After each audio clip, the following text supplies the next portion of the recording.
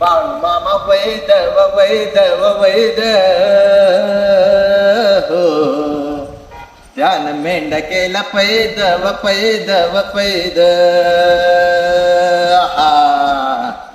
अवतार थोरियो राहतो आत्मापुरा भंडारा ज्ञान गंगेची अमृतधारा रेशमी फेटा मस्तकी त्याला सोन्याची किनार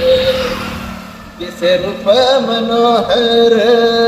नजर त्याच्या तलवार बाळू मामा वैद वैद वैद